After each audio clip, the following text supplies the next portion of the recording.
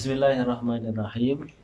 Assalamualaikum warahmatullahi wabarakatuh. Waalaikumsalam warahmatullahi wabarakatuh. Alhamdulillah wassalatu wassalamu ala Rasulillah wa ala alihi wa sahbihi wa man wala ila yaumil liqa'illah. Asyhadu an la ilaha illallah wahdahu la syarikalah wa asyhadu anna Muhammadan abduhu wa rasuluh la nabiyya ba'dah wa la haula wa la quwwata illa billah amma ba'du. Faqala al-musannif rahimahullahu ta'ala wa nafa'ana bihi wa bi'ulumihi fid dharaini amin.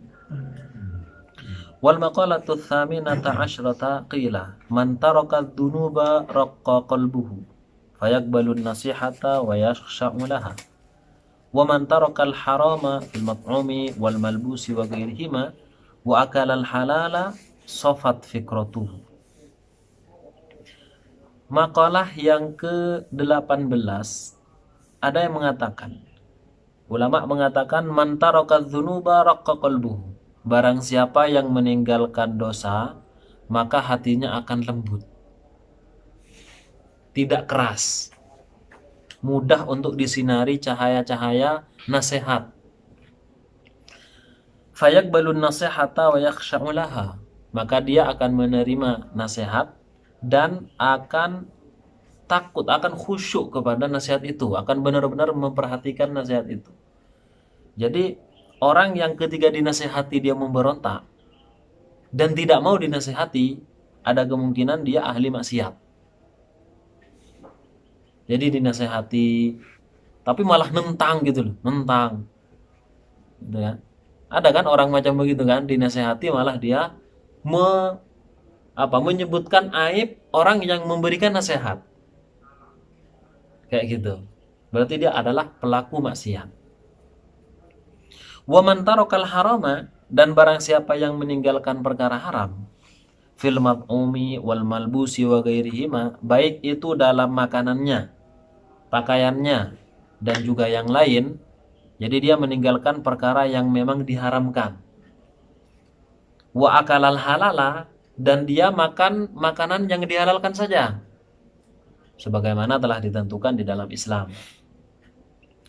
Sofat fikratuhu, maka pemikirannya akan cemerlang, akan jernih.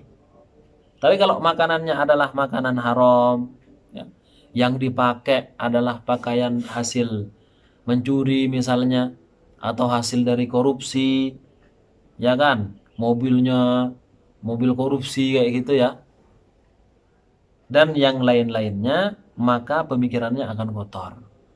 Pikirannya akan tidak sempurna lagi, tidak cemerlang lagi melihat kehidupan ini.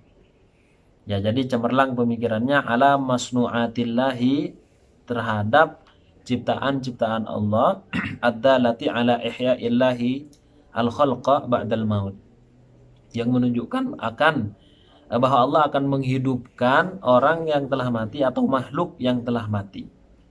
Wa ala wihdatihi ta'ala wa qudratihi wa ilmihi, dan juga akan cemerlang hatinya itu, pemikirannya itu akan keesaan Allah Subhanahu wa taala, kemampuan dan pengetahuan Allah Subhanahu wa taala. Itu kalau makanannya yang dipakai, kemudian kendaraannya dan yang lainnya adalah makanan halal dan menjauhi perbuatan maksiat. Wadzalika bi an ta'ammala bi fikrihi wa tadabbara bi aklihi.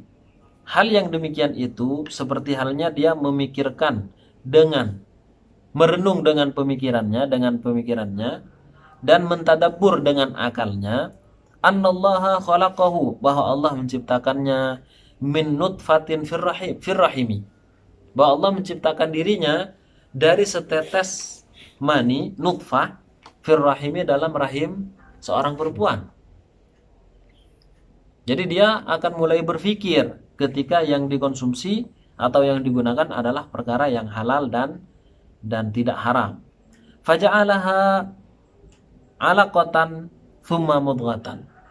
Kemudian Allah menjadikan nutfah tadi menjadi alaqah, segumpal darah, ya, alaqah thumma mudghatan, dan satu mudghah. Thumma khalaqa minha lahman, lalu Allah menciptakan dagingnya. wa 'azman dan tulangnya, wa 'uruqan dan urat-urat kecil, wa 'asaban dan urat besar. Wa syaqqalaha sam'an wa basaran wa 'adha'a. Lalu kemudian Allah memecahkan yaitu telinganya. Jadi awalnya kan hanya gumpalan gitu ya, kayak bulat gitu, terus kemudian dipecahkanlah oleh Allah, lalu jadilah telinga, dipecahkan lagi menjadi basaran, menjadi mata, lalu wa'adhaan dan anggota badan yang lainnya dipecahkan lagi sampai jadi tangan. Ya terjadilah seperti kita sekarang ini, padahal dulunya adalah segumpal darah, kemudian menjadi segumpal daging, lalu diberi tulang oleh Allah, dikasih otot-otot kecil dan otot-otot besar. Nah, orang yang meninggalkan dosa dan makanannya halal akan berpikir ke sana. Makanannya halal akan berpikir ke sana. Oh, ternyata saya dulu adalah, ya Allah, adalah hal yang kecil sekali sampai sekarang menjadi hal yang sangat luar biasa. Thumma sahhalal khuruja lil janina. Lil janini. Janin itu bukan jamak takar salim ya, memang satu kata kayak gitu. Dari jannah, ya junnu. Nah, lalu akhirnya kemudian Allah memudahkan keluarnya janin itu. Janin diambil dari bahasa Arab tapi menjadi bahasa Indonesia janin. Kenapa janin? Karena dia adalah junnah, tidak terlihat. Makanya jin dikatakan jin karena artinya junnah, yaitu tidak terlihat. Yaitu memudahkan min batni ummihi, dari perut ibunya. Ya. Tapi ada juga yang disulitkan sehingga terjadilah sesar gitu ya. Makanya kalau ada seorang wanita hamil kemudian lahir dengan tanpa bantuan alat medis, lahir dengan pada umumnya, itu adalah nikmat yang sangat besar. Gitu ya. Karena dengan itu dia akan bisa produksi lagi. Ya, sama boleh ya. Karena kalau sesar sampai berapa kali gitu, itu nanti nggak boleh. Berapa kali? 3 kali. 3 kali itu sudah nggak bisa. Secara medis akan berbahaya bagi kehidupan sang ibunya. Nah, kalau normal mau 10 masih oke, gitu kan. Makanya itu nikmat yang sangat besar ketika lahir dengan normal. Wa alhamahu irtida'at thadi. Kemudian Allah memberikan ilham kepada anak untuk menyusu kepada ibunya. Jadi dia sudah tampak ada kesadaran dari seorang anak, dia pasti akan minta menyusu. Sehingga ketika akan dikasih susu dia akan diam. Jadi sudah diberikan ilham seperti itu. Sama dengan hewan juga, kayak kucing juga, itu sudah diberi ilham akan menyusu kan. Dan tahu di mana tempatnya. Gak mungkin dia menghisap telinganya sang induk, ya kan? Jadi luar biasa. Wa ja'alahu fi awwalil amri bila asnan. Allah jadikan awal perkara anak itu tanpa adanya gigi, masih ompong. Tsumma ambatalahul asnana. Lalu kemudian Allah tumbuhkan giginya. Tsumma asqataha. Lalu kemudian Allah gugurkan beberapa gigi tertentu. Jadi ada yang copot. Jadi anak itu giginya tumbuh sempurna, itu enggak terus sempurna sampai nanti, ada yang copot. Gitu ya. Wa azalaha 'inda sab'i sinin. Lalu kemudian Allah copot itu ketika umurnya 7 tahunan. Sekitar 7 tahun. Tsumma 'adaha marratan ukhra. Lalu kemudian Allah ganti yang dicopot itu dengan gigi yang lain. Jadi dia mikir ke sana. Orang yang makannya halal apa segala macam, menjauhi perbuatan dosa, itu akan berpikir, saya ternyata dulu begini ya. Sampai pada kesimpulan, wa ma khalaqta hadza batila. Ya Allah, Kau tidak ciptakan aku, makhluk, semuanya ini dalam keadaan sia-sia. Engkau tidak ciptakan dalam keadaan sia-sia ya Allah. Melainkan Engkau ciptakan semuanya dalam keadaan sempurna. Wa ja'alallahu ta'ala ahwalal 'abdi mutaghayyiratan min sigarin ila kibarin. Lalu Allah jadikan keadaan hambanya itu berubah-ubah. Dari kecil, nanti berubah menjadi besar. Min syababin ila haramin. Dari syabab, yaitu muda, sifat muda, menjadi haram, itu tua renta. Jadi Allah jadikan kecil, besar, pemuda, lalu kemudian tua renta. Wa min sihatin ila saqmin. Dari sehat menuju sakit. Iyalah, mana ada orang yang tidak tidak sakit. Ya semua orang pasti akan merasakan sakit. Bahkan Rasulullah ya pernah sakit gitu kan, sakit kepala dan sebagainya. Wa ja'alallahu ta'ala ahwalal abdi mutaghayyiratan ila min sigarin ila kibrin wa min syababin ila haramin wa min sihatin ila sakmin wa ja'alal abda kulla yawmin yanamu wa yastayqidhu. Dan Allah jadikan sifat manusiawi itu setiap hari ada tidur ada bangun. Makanya orang yang bangun terus seperti di mana itu sampai 3 tahun nggak pernah tidur. Ya kan? Itu sudah hal yang manusiawi. Jadi Allah memang jadikan seperti itu. Ya walaupun tirakat, ya jangan sampai kemudian melupakan tidurnya. Sehingga akhirnya tirakat. Kan tirakat zikir pada Allah kan? Zikirnya malah sambil tidur nanti. Karena nggak kuat. Karena manusia mesti harus tidur. Nah Rasulullah saya tidur. Ya kan? Orang paling hebat, paling mulia tidur gitu kan.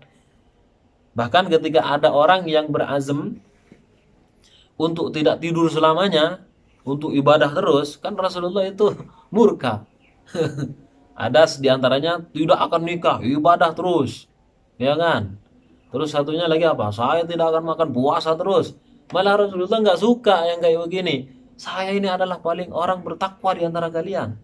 Tapi wa atazawwajun nisa, tapi aku menikahi perempuan juga, tidur juga, makan juga. Sampai kemudian Rasulullah bersabda, "Faman raghiba an sunnati falaysa minni." Ini kan diantara sebab berikutnya kan karena ini ada 3 sahabat yang datang kepada istri Rasulullah. Langsung berkesimpulan, saya berarti nggak harus tidur ini, nggak boleh tidur ini. Saya pokoknya terus bangun. Yang satunya bilang, saya nggak akan nikah ini. Yang satunya bangun, saya tidak akan makan ini. Jadi dia menyalahi ketentuan sunnatullah. Wa kadzalika syu'uruhu wa adfaruhu, begitu juga rambut dan kukunya. Kullama saqata minha raja'a ila makana. Setiap kali ada rambut yang gugur atau dicukur, begitu juga kuku yang dipotong, itu nanti Allah kembalikan lagi. Dan memang dijadikan seperti itu. Makanya jangan kemudian memelihara kuku sampai panjang, itu nggak boleh. Wa kadzalika al-lailu wan naharu yatanawabani. Begitu juga siang dan malam saling bergantian. Jadi Allah bikin seperti itu. Jadi indah ya. Indah jadinya. Coba kalau misalkan siang terus, jadi dia merasa bosan. Malam terus bosan juga. Makanya Allah jadikan siang, malam. Siang pun diawali dengan pagi, nanti sedang, siang, nanti kemudian sore, kemudian senja, kan luar biasa kan? Itu semua Allah bikin seperti itu memang. Kullama dhahaba ahaduhuma ja'al akhar. Ketika yang lain pergi, datang yang lain lagi. Wa kadzalika asy-syamsu wal qamaru wan nujumu was sahabu wal mataru kulluha taji'u wa tadhhabu. Begitu juga matahari, bulan, ya, awan, hujan, semuanya tidak akan datang bersamaan. Akan selalu bergantian. Dan itulah keindahan ciptaan Allah Subhanahu wa taala. Orang yang makanannya halal, pakaiannya halal, menjauhi perbuatan haram, menjauhi perbuatan dosa, maka pemikirannya akan seperti ini. Dia mempunyai fikrah mustanirah. Bagus pemikirannya. Melihat ciptaan Allah ini bukan hanya sekedar ciptaan kayak gitu, tapi di sana ada unsur lain. Ternyata kok bisa Allah menciptakan seperti ini ya? Kalau bukan Allah itu adalah zat yang maha dari segala maha. Kalau orang melihat ini kan, indah sekali, dari sainnya kayak gini. Itu disebabkan karena terbitnya matahari, lalu ada pantulan cahaya yang kemudian membuat senja, dan itu indah. Nah sudah sampai di situ aja. Jadi tidak sampai pada bagaimana kehebatan Allah dalam menciptakan itu. Nah, wa kadzalika al-qamaru yanmahiku kullu syahrin thumma yatakamalu thumma yanmahiku. Yanmahiku itu menjadi gelap, hilang. Nah, sama juga dengan bulan. Dia itu setiap bulan akan gelap, lalu kemudian akan terang. Yatakamal, akan sempurna. Thumma yanmahiku, kemudian nanti akan gelap lagi, akan hilang lagi. Wa kadzalikal kusufu lisyamsi wal qamari haitsu yadhhabu ad-daw'u minha thumma ya'udu. Sama juga adanya kusuf dan khusuf, baik bagi matahari ataupun bulan, terjadi gerhana ya, gerhana itu nanti akan hilang cahayanya, begitu juga nanti akan kembali lagi. Jadi ada luar biasa ini. Wa kadzalikal ardu takunu yabisatan thumma yumbitullahu fiha an-nabata thumma yadhhabu minha fata'udu yabisatan thumma tumbitu marratan ba'da ukhra. Ini tambutu kalau yang awal yumbitu. Nah, sama juga dengan bumi yang kita pijak ini. Awalnya kering, lalu kemudian Allah tumbuhkan tumbuh-tumbuhan di atasnya, lalu kemudian Allah hilangkan tumbuhan itu, entah karena ditebang, entah karena kena banjir, atau karena memang mati ya tumbuhan-tumbuhan itu. Namun kemudian Allah jadikan lagi tumbuh lagi, Allah jadikan lagi kering, terus seperti itu. Kalau misalkan pohon itu ada terus ini jagung ini, mulai mondok sampai sekarang jagungnya di situ, maka nggak bagus. Kalaupun nggak dipanen dia akan mati.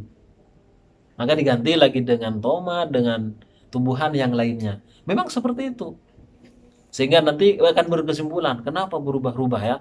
Oh ternyata alam ini bukan alam qadim. Ini baru, ini ciptaan Allah ini. Kalau qadim tidak akan mungkin berubah-ubah seperti ini. Kalau ada dengan dirinya sendiri nggak akan mungkin kayak begini. Nah, falladzi qadira ala dzalika kullihi qadirun ala ihya'il mauta ba'da fanaihim fil ardi. Zat yang mampu membuat segalanya tadi yang disebutkan itu dengan begitu indah, berubah segala macam, kayak gitu saja mampu, apalagi hanya menghidupkan manusia. Jadi kan bulan loh yang lebih hebat, maksudnya apa namanya, secara penciptaannya dengan manusia itu kan, manusia kan kan hanya meniupkan ruh jadi hidup, ngambil ruh jadi mati. Ini bulan, matahari, bintang diatur segala macam, ini tidak bertabrakan. Lah, zat yang mampu melakukan ini semua masa nggak mampu untuk mengembalikan ruh? Wong cuma mengembalikan ruh gitu saja, ya sangat mampu lah. Beda dengan orang yang memang ada penentangan di dalam hatinya, orang-orang ateis ya, orang-orang yang tidak mengimani adanya Tuhan. Terlebih khusus tidak beriman kepada Allah Subhanahu wa taala. Fa'alal 'abdi an yukthiral fikra. Nah, makanya seorang hamba hendaknya banyak berfikir fi dzalika hatta yaqwa imanuhu, sehingga keimanannya menjadi kuat. Bil ba'tsi ba'dal maut, iman dengan apa? Kebangkitan setelah kematian. Ini hal yang sangat sulit untuk diimani kecuali orang yang memang hatinya diterangi keimanan oleh Allah Subhanahu wa taala. Makanya penolakan orang-orang jahiliyah kepada Rasulullah yang sangat keras diantaranya ini. Rasulullah diolok-olok, orang kalau sudah mati udah jadi tanah ya Muhammad, tidak mungkin hidup lagi. Tapi kan Rasulullah hanya menyampaikan hidayah itu kan dari Allah. Mereka yang tetap dalam kekafirannya ya sekarang sedang merasakan apakah betul apa yang mereka katakan atau yang Rasulullah sampaikan. Wa ya'lamu anna Allah yab'atsuhu wa yujazihi bi'amalihi, dan dia sadar bahwa Allah akan membangkitkannya dan akan membalasnya sesuai dengan amalnya. Fa'ala qadri quwwati imanihi bidzalika yajtahidu fi ta'ati wajtanabi al-mukhalafati lisyar'i. Nah, karena kemampuan kekuatan imannya dengan hal itu, maka hendaknya seorang hamba itu berusaha dalam berbuat taat dan menjauhi perkara yang menyelisihi syariat. Ini seharusnya seorang hamba yang beriman berbuat seperti ini. Naam. Wal maqalatut tasi'ata asyrata, maqalah yang ke-19, uhiya ila ba'dil anbiya, diwahyukan kepada sebagian para nabi. Ati'ani, taatlah padaku fima amartuka, dalam perkara yang aku perintah padamu. Wala ta'sini fima nasahtuka, dan janganlah kamu durhaka padaku dalam perkara yang telah aku nasihatkan padamu. Ai fima da'autuka ila ma fihi salahu, yaitu pada perkara yang aku ajak kamu menuju perkara yang di dalamnya ada kemaslahatan. Wa nahaituka amma fihil fasada, dan aku telah melarangmu amma fihi al-fasadu, ya, dari perkara yang di dalamnya ada kerusakan. Jadi apapun yang telah Allah perintahkan, ya kita langsung sami'na wa ata'na. Tidak ada pilihan lagi. Kemudian wal maqalatul ishrun, makalah yang 20, kila ikmalul akli bittiba'i ridwanillahi ta'ala. Kesempurnaan akal adalah dengan mengikuti, atau ittiba'u tanpa ada ba, ya, mengikuti keridhaan Allah Subhanahu wa taala. Itu akal yang sempurna seperti itu. Wajtinabu sakhatihi atau sukhtihi, dan menjauhi kemurkaannya. Ai fa khilafu dzalika jununun. Kalau orang yang kebalik dengan ini, baru itu yang disebut orang gila. Orang gila itu adalah melakukan larangan Allah sehingga Allah murka, dan menjauhi perintah Allah sehingga Allah juga murka. Nah, itu orang yang gila sebenarnya. Jadi orang yang gila bukan yang adalah di pinggir-pinggir jalan itu. Orang yang gila yang sesungguhnya adalah orang yang melakukan larangan Allah. Wal maqalatu al-hadiyatu wal ishrun. Makalah yang ke-21, kila la gurbata lil fadili wala watana lil jahili. Nah, ini penting ini. Tidak ada istilah keterasingan lil fadili bagi orang yang utama. Orang yang punya ilmu kemana-mana nggak akan terasing. Bahkan kemana-mana akan diikuti oleh orang. Paling tidak dia akan memberikan manfaat pada orang lain. Itu yang pertama. Makanya para pendakwah yang datang dari dulu, ya, kalau kita melihat di sana ada sunan-sunan dikirim oleh kehilafahan Utsmaniyah, ya kan? Kan sendirian itu mereka itu. Ya kan, datang ke sini. Di sana malah banyak orang yang datang. Karena memang orang ulama, orang yang utama. Satunya lagi datang ke pusat dari tempat orang menyembah patung, menyembah animisme, kepercayaan. Tapi justru mereka semua masuk Islam. Ya kan? Itu orang fadil, orang yang utama. Nah, jadi kemana-mana itu nggak ada keterasingan, nggak asing sama sekali. Mau ke negeri manapun tidak asing. Tapi wala watana lil jahili, tidak ada negeri yang bisa ditempati oleh orang yang bodoh. Karena kemana-mana dia tidak akan berguna bagi orang lain. Bahkan dia akan kebingungan gitu. Jahil. Ini bisa diambil secara harfiahnya saja bisa gitu. Kalau dia mempunyai pengalaman, fadil itu kan punya keunggulan. Berarti dia punya pengalaman, berangkat kemanapun dia tidak akan tersesat. Tapi orang yang tidak tahu apa-apa, dia berangkat sendiri nekat kayak gitu, ya tersesat. Makanya la watana lil jahil, tidak ada negeri yang bisa ditempati oleh orang bodoh. Ai al-muttasif bil ilmi wal amali kana mukraman wa mu'azzaman 'inda an-nasi fi ayyi baladin kana. Ya kan? Orang yang bersifat dengan ilmu, mempunyai ilmu, wal amal, dan juga dia mengamalkan ilmunya, maka dia akan dimuliakan, diagungkan oleh manusia di negeri manapun. Ya kan? Habib Umar datang ke Indonesia misalnya, ya dimuliakan. Habib ulama-ulama datang ke Indonesia, Syekh itu datang ke Indonesia misalkan, dimuliakan. Karena mereka adalah orang yang ahli ilmu. Fakana kullu baladin indahu watanan walau kana ghariban. Maka seakan-akan setiap negeri akan menjadi negerinya, walaupun di negeri itu dia adalah orang asing. Makanya sahabat, ya, diantaranya Sa'ad bin Abi Waqqas yang dikirim kemana itu? Ke Cina kan? Dan ternyata beliau dikuburkan di Cina, Sa'ad bin Abi Waqqas.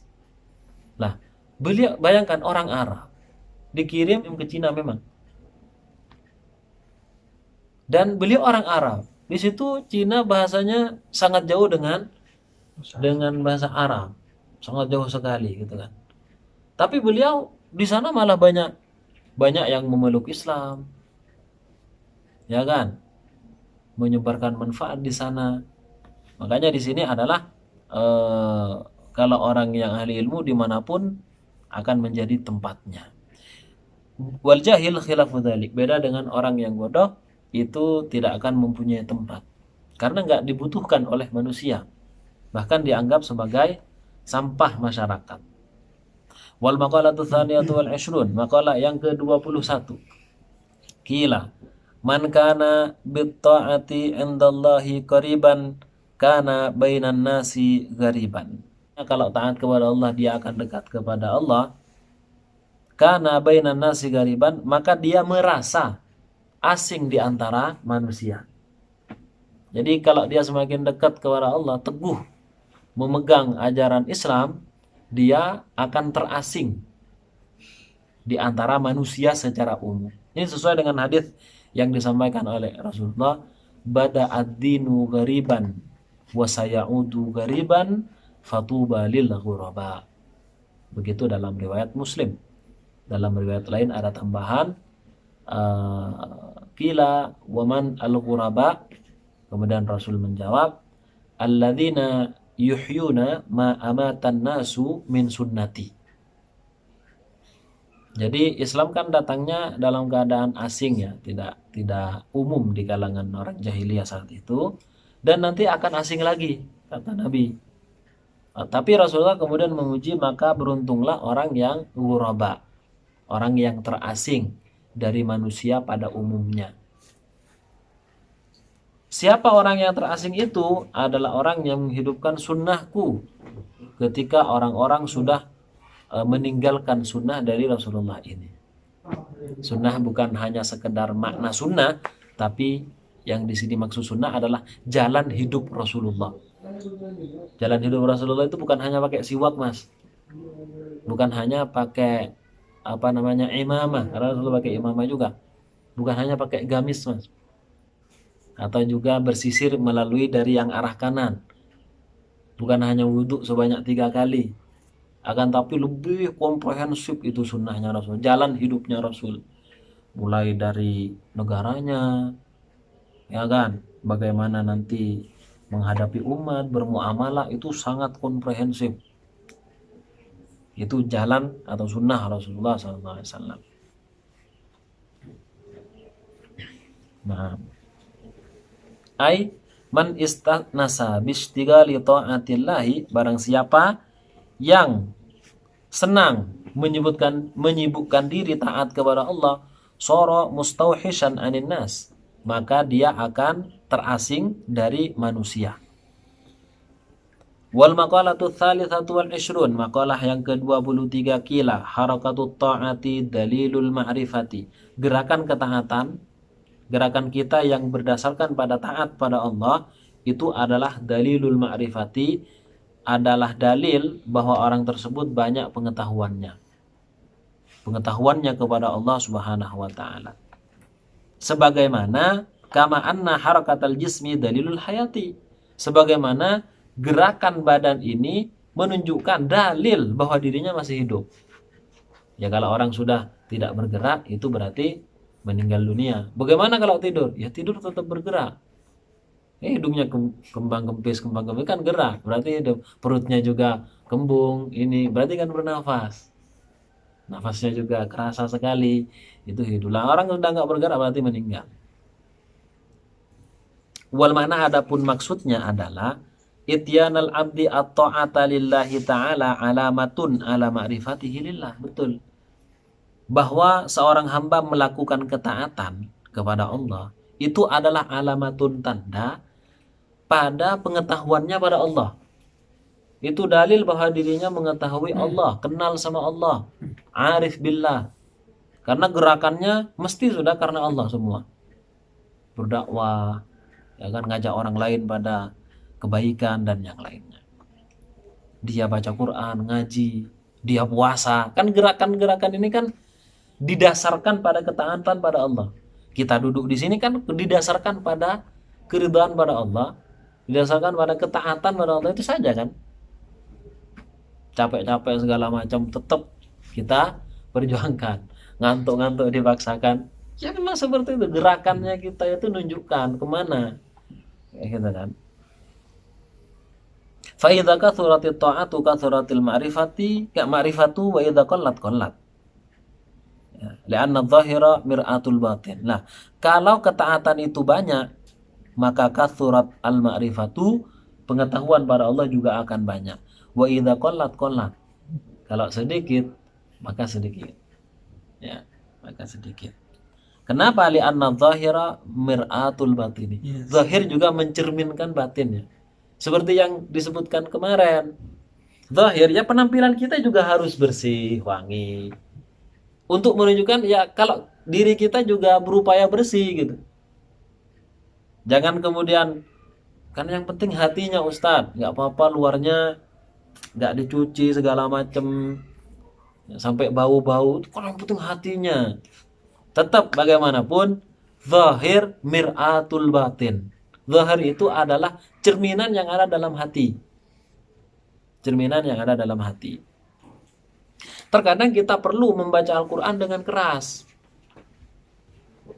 Jangan kemudian sembunyi-sembunyi terus kan antara saya dengan Allah. Bukan.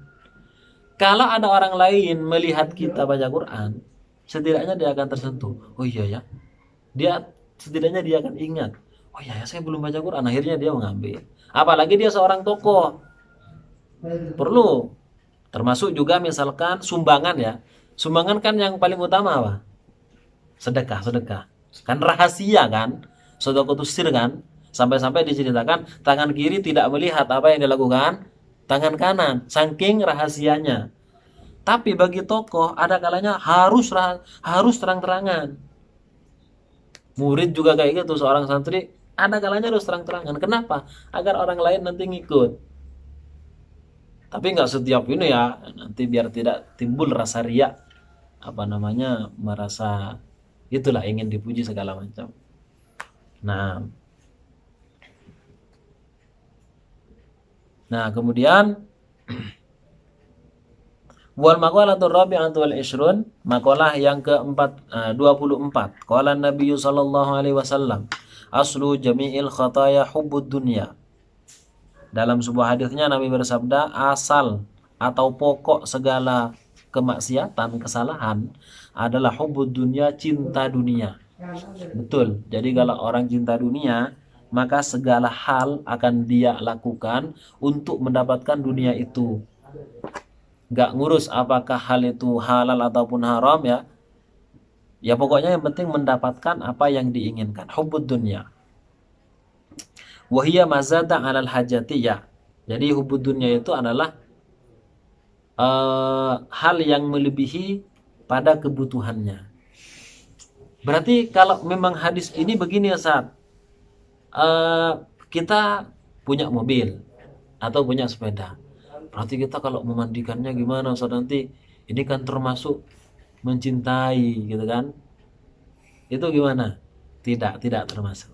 Karena dalam maksud hadis Rasulullah hubbud dunya wa karahiyatul maut adalah mencintai dunia itu sampai melebihi kebutuhannya.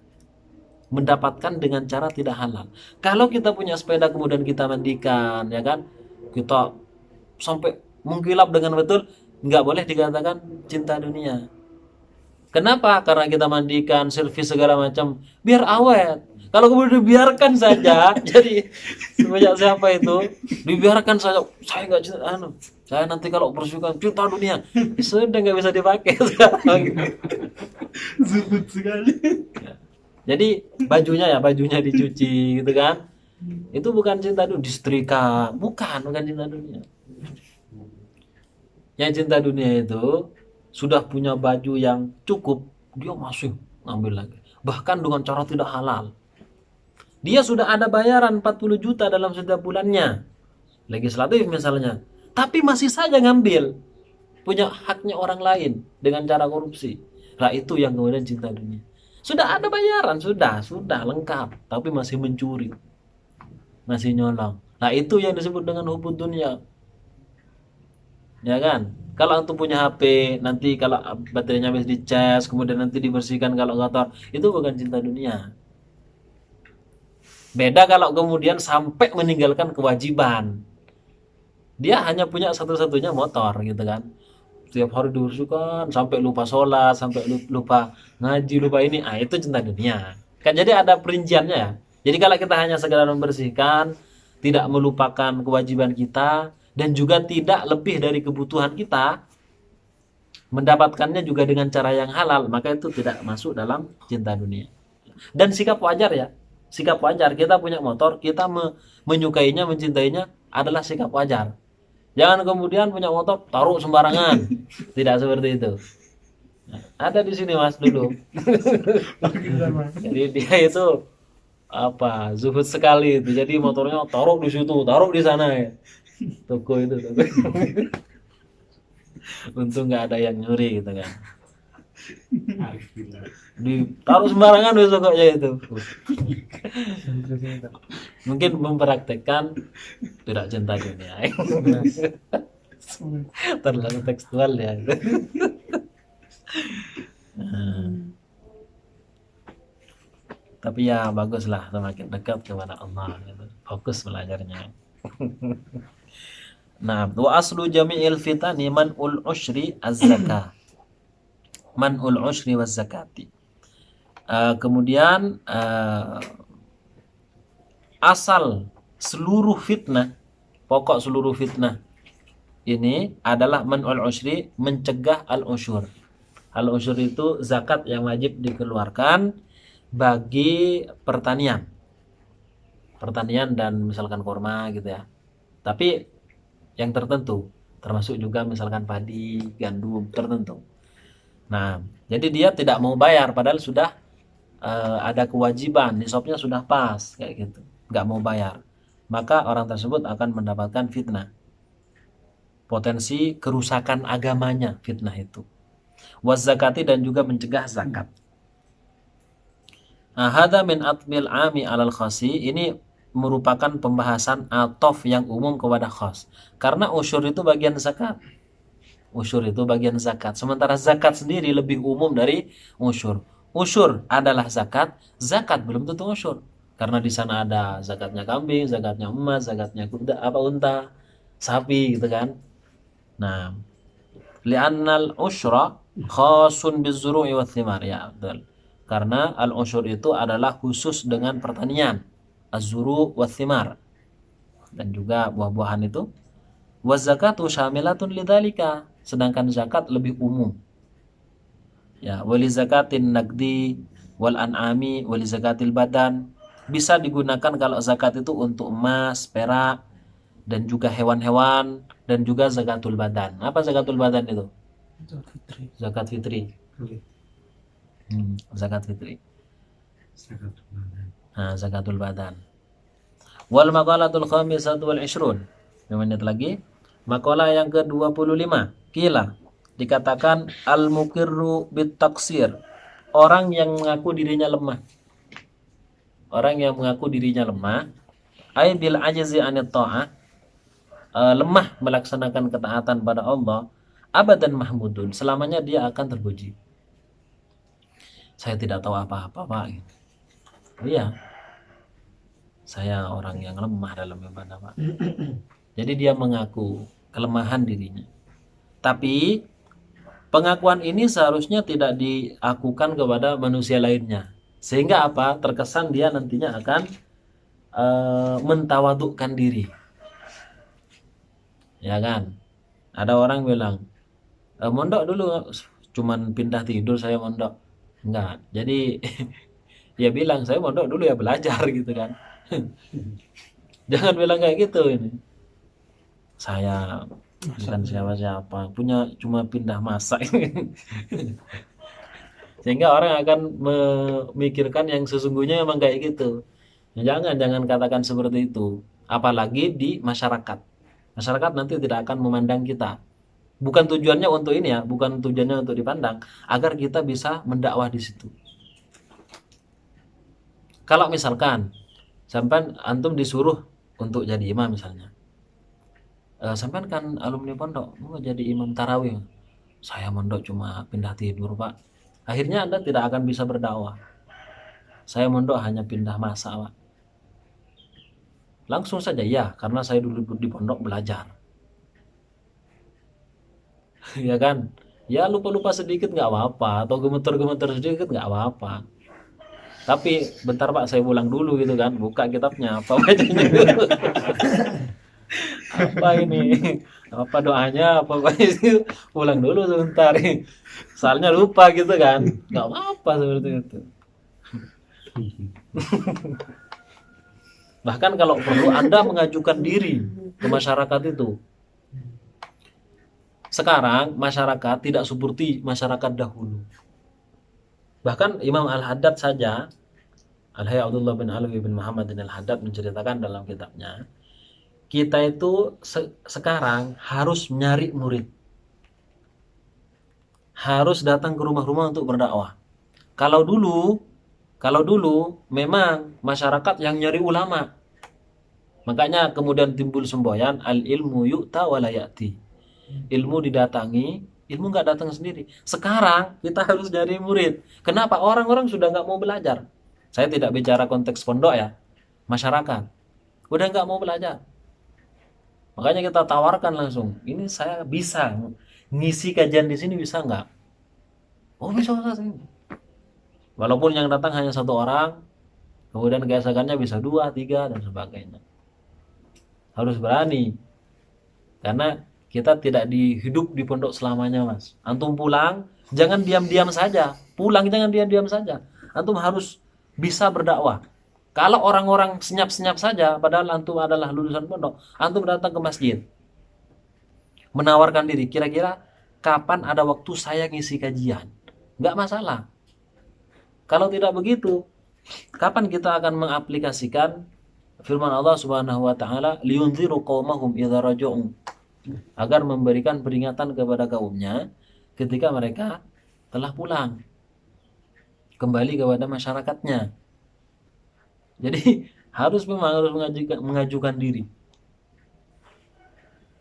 Nah, keadaan sekarang nggak seperti zamannya Imam Malik, nggak seperti zamannya Imam Bukhari yang ada semboyan itu.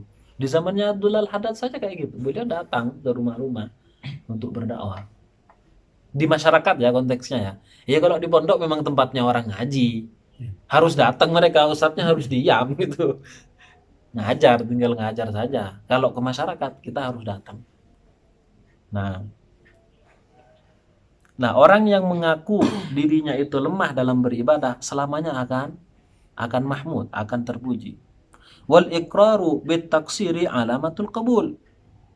Sedangkan mengaku kalau dirinya adalah orang yang lemah, alamatul qabul adalah tanda diterima amalnya. Li'annahu isyaratun ila adamil ajabi wal kibri, atau al-ujbi ya. Karena itu adalah isyarat bahwa orang tersebut tidak sombong dan juga tidak ya sama, sombong, al-ujub dengan kibir itu. Tidak merasa bangga diri dan tidak sombong. Nah, baik, kemudian wal maqalah sadis wal 20, insyaallah kita lanjutkan di pertemuan yang akan datang. Baik, kita tutup pertemuan ini dengan pembacaan kafaratul majelis. Subhanallah wa bihamdihi, asyhadu an la ilaha illa anta, astaghfiruka wa atubu ilaik.